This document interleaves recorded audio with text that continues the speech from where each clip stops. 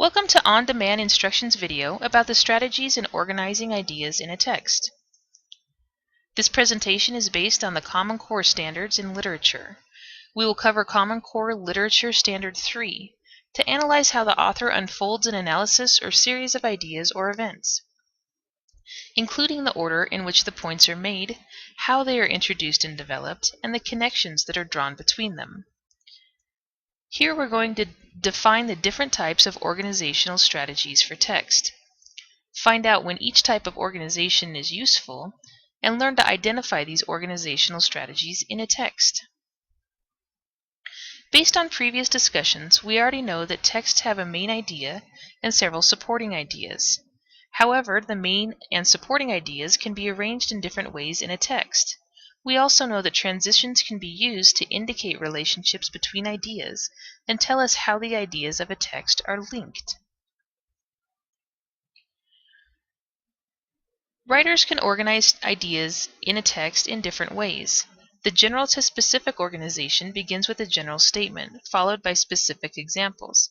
This organization is very common and quite easy to spot, as a general statement is often followed by specific details. The general statement serves as the topic sentence of that particular text. Here are some examples of transitions that can be used. Writers can also use an opposite strategy specific to general organization. Writers start with specific details and sum it up with a main idea. The main idea makes a summary of what the details in the preceding ideas add up to. In the chronological or sequential organization, ideas are presented in sequence. These sentences usually talk about a single event, and the sentences are arranged such that the events are presented in the order that they happened, should happen, or will happen. The chronological sequential organization is used to walk a reader through a process or a series of events. And transitions are often used to keep track of which event comes first.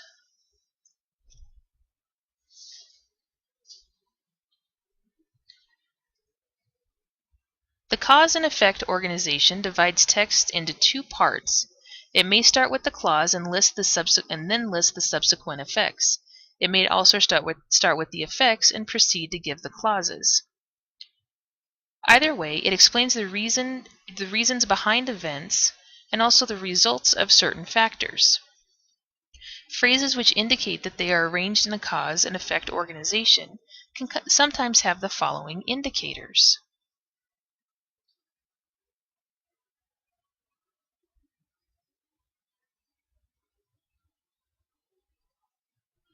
Spatial organization shows ideas that convey positions of parts, places, or objects in space. They are easily identified with indicator transitions like the following.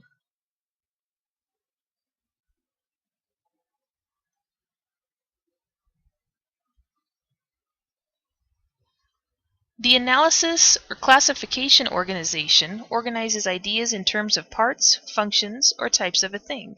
Specific clues that indicate this organizational strategy include phrases like has several parts, there are a number of types of, has several functions, and is made of a number of components.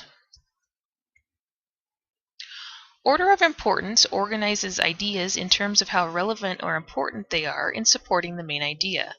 The more important ideas can be placed first to ensure that they can be read first. Writers can also choose to put the more important ideas at the end of the text to build up the argument to a strong and final statement. Here are some examples of indicator transitions for order of importance.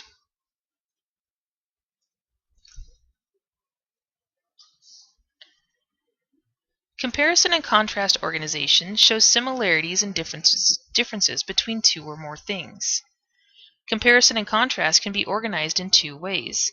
They can use the block technique, in which they talk about all the characteristics of one item before talking about all the characteristics of the contrasting item.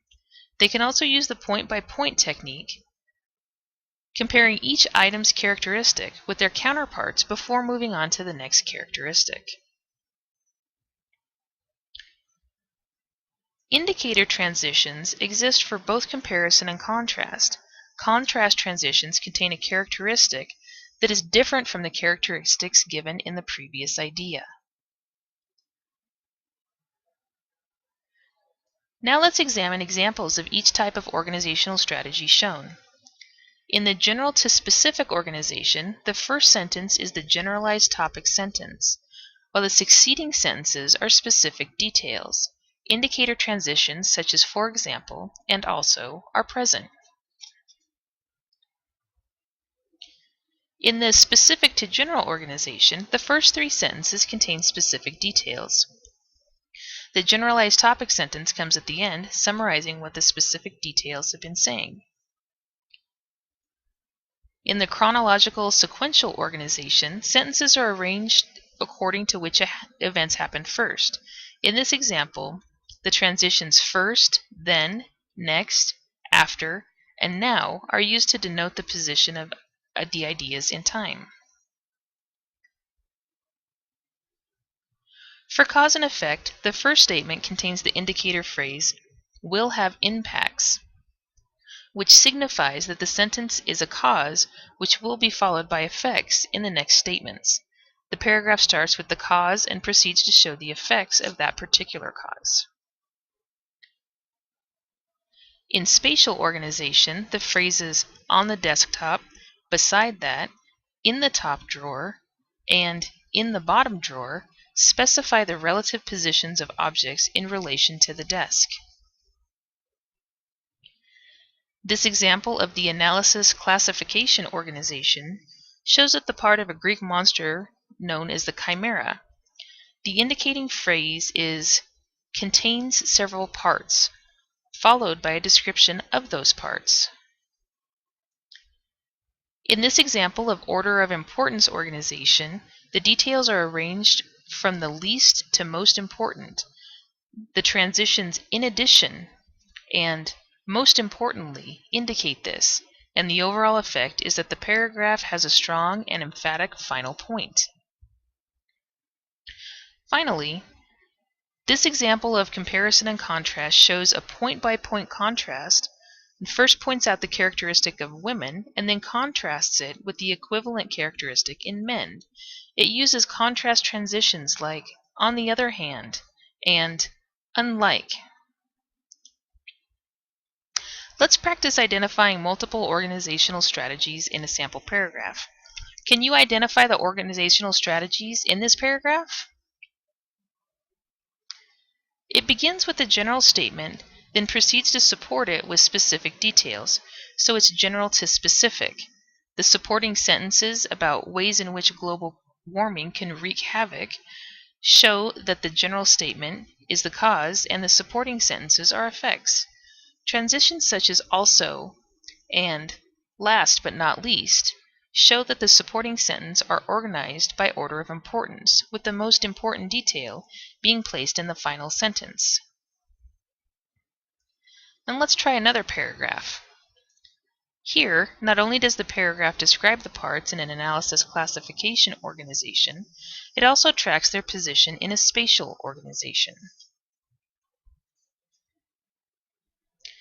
Are transitions always reliable in identifying organizational strategies? Transitions, as well as indicator phrases, can often be used to identify the organizational strategy used by the text. Transitions are useful in identifying text organization as long as they are looked at together with other clues that can be seen while reading the entire paragraph. Do texts always employ these organizational strategies? Texts are most often organized not to be confusing to the reader. The organizational strategies presented here are the most common organizational strategies that we find in many texts, but other organizational strategies still exist. Are there organizational strategies that are incompatible with each other? The organizational strategies that we've just covered can be mixed and matched freely. However, some organizations are easier to combine than others. In this lesson, we have established that writers use different organizational strategies to convey different ideas and what the different types are.